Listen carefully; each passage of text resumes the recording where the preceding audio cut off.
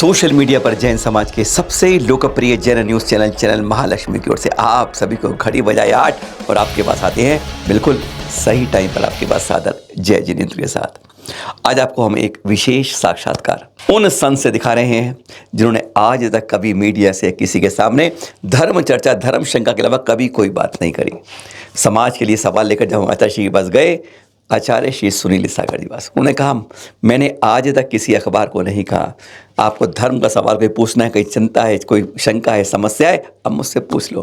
पर काफ़ी अनुग्रह करने पर उनसे 6 सवाल पूछे समाज के हित में, समाज के बारे में, वर्तमान अपने इस समाज को कैसे जोड़े। वह 6 सवाल आपके पास एक्सक्लूसिव पहली बार किसी आचार्य श्री सुनील सागर जी ने किसी पत्र या मीडिया को अपनी बात कही हो। हमने सीधा कहा आचार्य श्री पहले दिल्ली के बारे में, पहली बार आए हैं और इतना बड़ा संघ पहली बार दिल्ली के अंदर। दिल्ली को आज तक आचार्य श्री विद्यासागर जी के शिष्य भी आए हैं और भी आए हैं, बाहर से आते हैं, वो पहली बार में यही कहते हैं दिल्ली भोग विलास की नगरी है। यह है मध्य प्रदेश आदि, बुंदेलखंड आदि, महाराष्ट्र गुजरात से भी लोग कहते हैं यहाँ तो ऐश और आराम बस वह जाते हैं। तो कैसा लगा आचार्य जी को, जरा सवाल और जवाब जरा एक बार सुन तो लीजिए।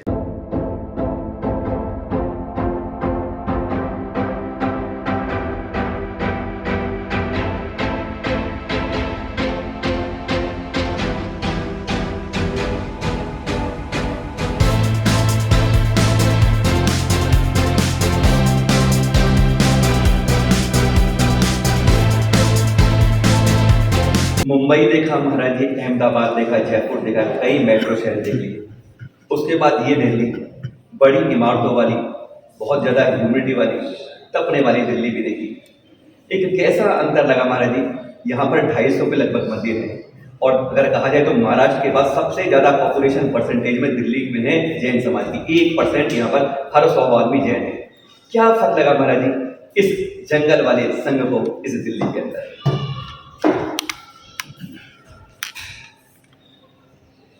किसी भी चीज़ का हमने अति आग्रह नहीं पाला है। इस उपदेश में आया है मुक्ताग्रहो इन्हीं वसंत सजने बनेवा कृष्ण निरुपमाम प्रियाति भजा। माने जो ज्ञानी आग्रह मुक्त होकर के साधना करता है, चाहे जंगल में रहे, चाहे गांव में, कृष्ण चाहे मंच पर करे, चाहे जंगल में साधना, चाहे लोगों के बीच में करे, चाहे एकांत में, लेकिन जो आत्मनिष्ठ साधक हैं वो मुक्ति को प्राप्त करते हैं। इसलिए सारे शहर, सारे तीर्थ और बहुत सारे जगह खोजने के, घूमने के बाद भी बहुत ज़्यादा अंतर समझ में नहीं आया। लेकिन तीर्थों की विशुद्धि विशेष होती है। जहाँ श्रावकों का प्रभुत्व होता है वहाँ की प्रभावना विशेष होती है। अगला सवाल उन्होंने पूछा, इस बार 2550वां पूरा देश जिन शासन जिनका चल रहा है महावीर स्वामी का निर्वाण महोत्सव मनाएगा, उसकी तैयारी कर रहा है। आज भी लोग 2500वें कितनी बड़ी उपलब्धि थी, 2600वें जन्म महोत्सव पर कैसी अनुभूति थी। ऐसे कल्याणों के बाद इस बार क्या तैयारी होनी चाहिए, क्या करना चाहिए, कैसे होना चाहिए, एक सवाल वह भी पूछा। सुनिए जरा आप।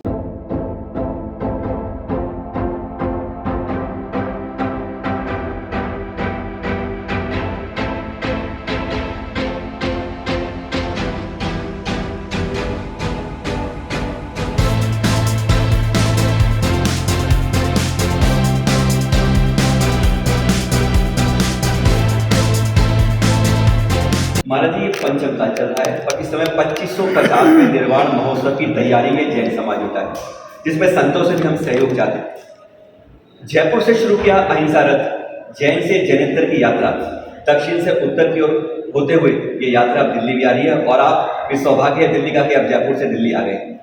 इससे हमारा जैसे 2500वें निर्वाण महोत्सव जो हमने अलग जगाई थी, 2550 वालों में क्या जैन समाज कर सकता है एक पहचान बनाने के लिए?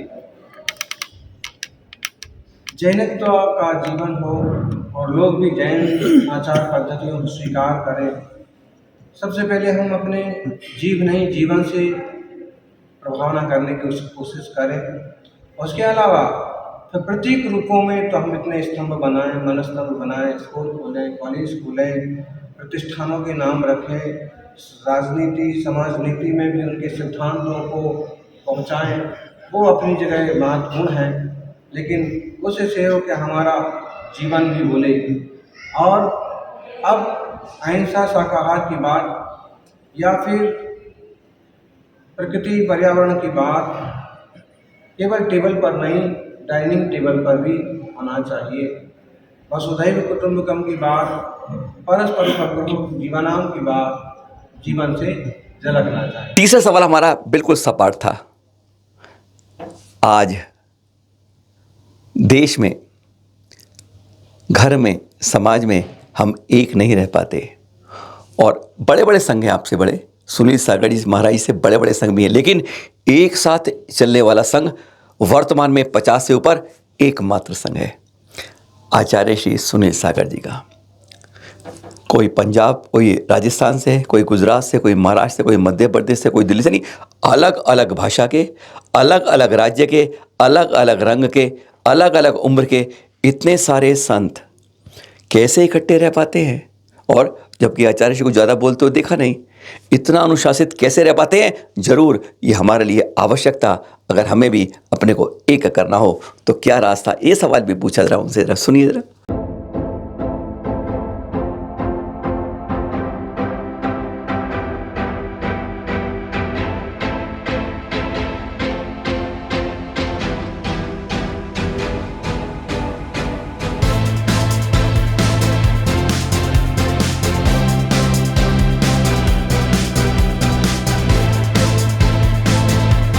एक पर्सनल सवाल है महाराज जी, जो हर कोई जानना चाहता होगा।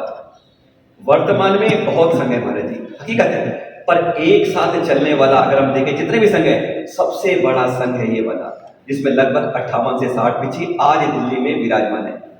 इतने जब दो परिवार उतरे, मैं एक मेरा दो, हम दो हमारे दो भी नहीं महाराज जी। आज की तारीख में जो जनसंख्या हमारी 1.1 एवरेज है, यानी दो का परिवार में 1 पॉइंट, लेकिन आप 60 का अनुशासन किस तरह क्रमबद्ध है, ये दिल्ली में देखा है, सब कुछ अद्भुत है। मैनेजमेंट, एडमिनिस्ट्रेशन, संचालन, यह कौन सी कला है जो जैन समाज को सीखनी चाहिए, जो आज खंड खंड होता जा रहा है? सहिष्णुता और अनुशासन बहुत महत्वपूर्ण चीज़ है। यदि हम आत्मानुशासित हैं तो जो अनुयायी होते हैं वो भी उस ढंग से प्रवृत्ति करते हैं। और ये तो संघ की भी अपनी विशेषता है कि लोग उस बात को समझते हैं, साधक उस बात को समझते हैं और अनुकूलता बनाए रखते हैं, साधना करते हैं। जहाँ तक हमारा सोच है कि बहुत ज़्यादा दबाव या बहुत ज़्यादा आक्रोश से किसी संघ का संचालन नहीं हो सकता है, वात्सल्य भी जरूरी होता है और कभी कभी शासन भी जरूरी होता है। ऐसे में अपनत्व के साथ प्रत्येक व्यक्ति अपना है, और जैसे घड़े का निर्माण के वक्त कुम्हार करता है, उस तरह की रीति नीति से व्यवहार किया जाए तो निश्चित रूप से इस तरह के संघ आगे बढ़ते हैं। संघ तो और भी बड़े बड़े हैं, लेकिन योग संयोग से अभी 50-52 पीछी वाला योग ये संघ यहाँ पर शहर में, दिल्ली में पहुँचा है। चौथा सवाल हमारा इसी के ऊपर था, इसी से शुरू होता था। आज हमारे मंदिरों में संतों के कारण, पंथों के कारण हमने कितना बंटवारा कर लिया है। इतना बंटवारा, यहाँ पर भी लगभग 2 पीढ़ी का फासला है आचार्य श्री के संघ के अंदर। 70 साल से उम्र के संत भी हैं और 20, 22, 23, 24, 25 साल के संत भी हैं। एकदम कितना डिफरेंस आता है एक पीढ़ी और हमारी पीढ़ी में, जैसा हम घरों में भी देखते हैं। तो ऐसे समय में कैसे अनुशासित रह पाते हैं, क्योंकि कम से कम हम अपने तीर्थों, मंदिरों, कमेटियों को एक कर सकें, अपने परिवार को एक कर सकें, जहाँ 2 पीढ़ियों के बीच में बहुत बड़ा डिफरेंस आ रहा है। सुनिए जरा।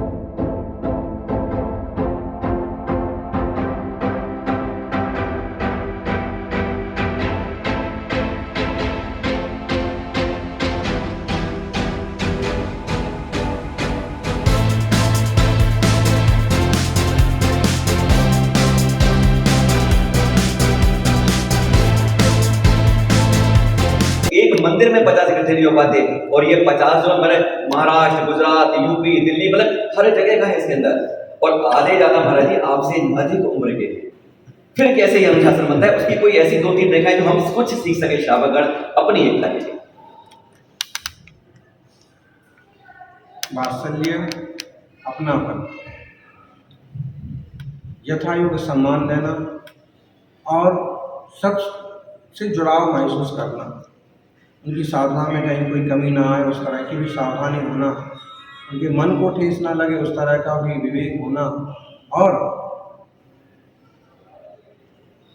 केवल अपना ही बड़प्पन नहीं रखना, जो कोई योग्य है उन्हें योग्य अवसर देना और ज़रूरत पड़ने पर विनम्र बनना। कुछ ऐसी चीज़ें हैं कि जिनके बल पर आपस में जुड़े रहते हैं तो सहिष्णुता होती है, सहनशीलता, उसके कारण से भी परिवार ग्रुप जुड़ता है और अपनत्व भी बहुत ज़रूरी है।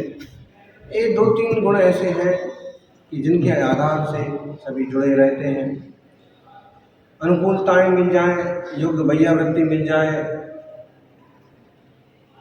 और क्या चाहिए साथ। इस तरह से कहते हैं वयोवृद्ध साधक ज़्यादा है, लेकिन फिलहाल बराबर बराबर है, जितने वयोवृद्ध हैं उतने युवा साधक हैं।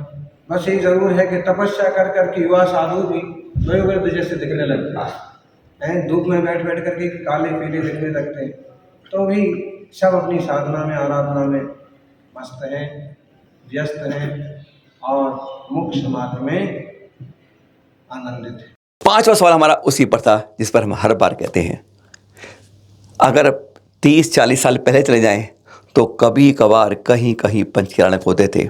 5-10 साल बढ़ जाएं तो साल में मुश्किल से 1-2 पंचकल्याणक देखे जाते थे आज से 10 साल पहले। लेकिन आज एक एक दिन में 5-5 पंचकल्याणों की, 6-6 पंचकल्याणों की शुरुआत सुनी जाती है। जितने आज मूर्तियों की विराजमान की जा रही मंदिरों में, उससे कहीं बहुत बड़ी संख्या नीचे नए श्रद्धालुओं की पैदा हो पा रही है। भगवान ज़्यादा बन रहे हैं, श्रद्धालु कम हो रहे हैं। ऐसे में क्या हमें करना चाहिए? क्या इतने तीर्थों का बनना, मंदिरों का बनना आवश्यक है या नए श्रद्धालुओं को लाना वह आवश्यक है? सवाल इस पर था।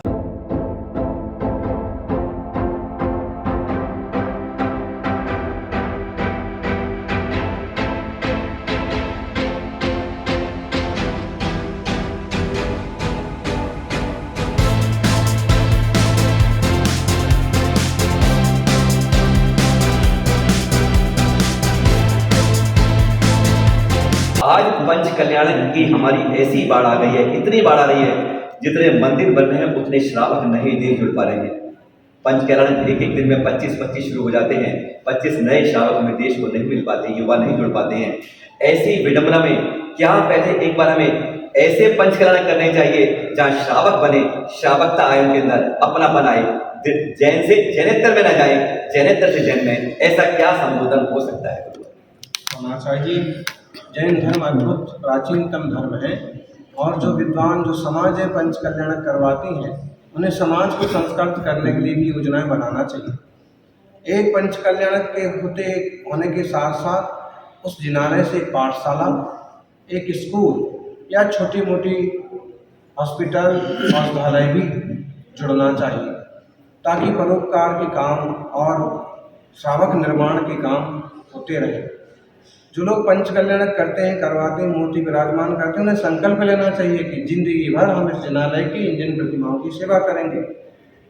बाकी शिव विराजमान कर दिए और चलते बने, वो उचित नहीं है। आवश्यकता है वहाँ जिनालय का निर्माण हो।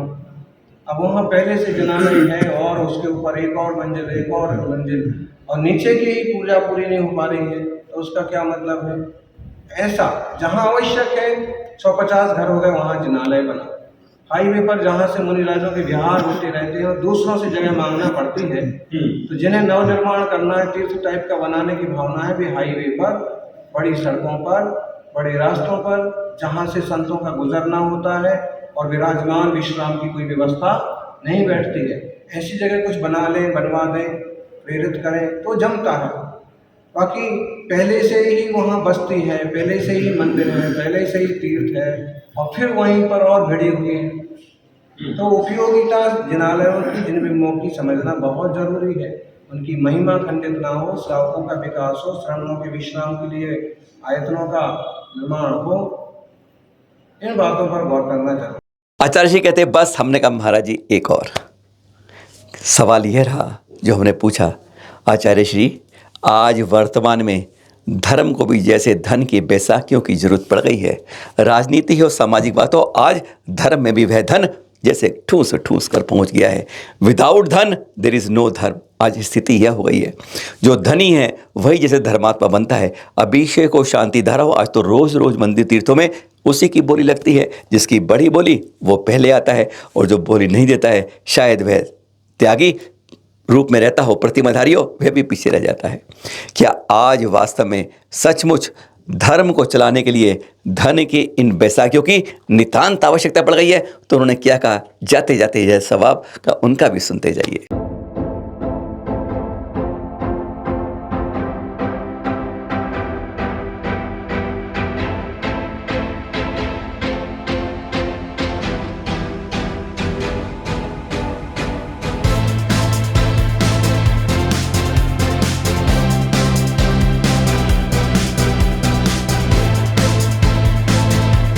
वास्तव में धर्म तो आत्मा का स्वभाव है, लेकिन ऐसा रूप दे दिया जा रहा है कि धन सबसे ज़्यादा श्रेष्ठ और महत्वपूर्ण, जबकि उसकी उतनी अहमियत हो। धन साधन है, साध्य नहीं।